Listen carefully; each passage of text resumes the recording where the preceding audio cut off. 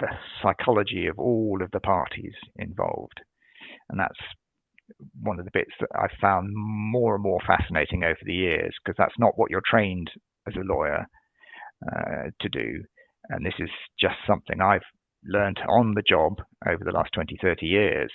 And to me, it's become the most important feature resolving disputes in family businesses, is understanding that psychology.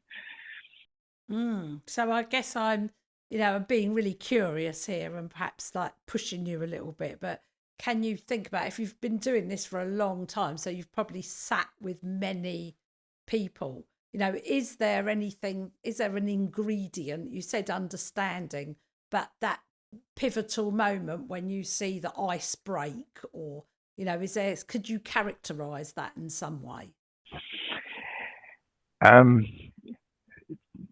There isn't, and I think there's a uniqueness to every family business dispute, which makes it very difficult to say that there's a single thing, a single magic bullet that I can point to, or an element. But it tends to be digging down and listening, really listening to your client, to the opponent's solicitor, and picking up on all sorts of different little cues that you get from them.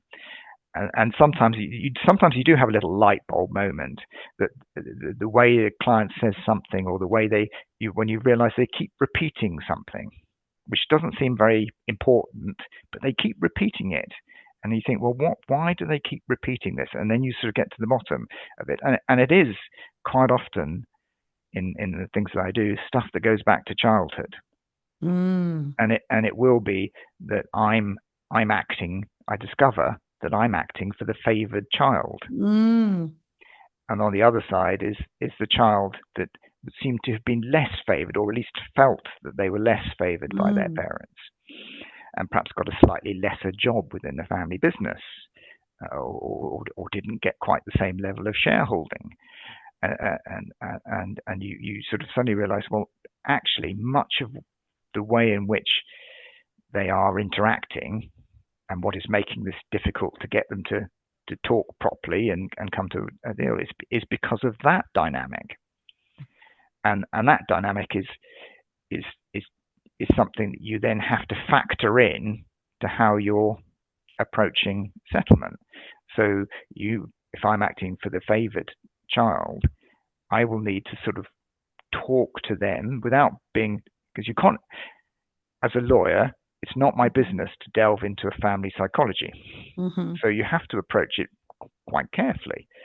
So without overtly saying you're the favored child, and you need to give a bit to the other sibling who's feeling aggrieved since childhood that you've always got more from the parents, but you need to sort of talk about them being magnanimous, talk about them giving something, and showing that they somehow understand that perhaps the distribution in the business was a little unfair, and perhaps now they can do something to help that. Just a gesture as much as anything, and that can change the whole dynamic then of the discussion.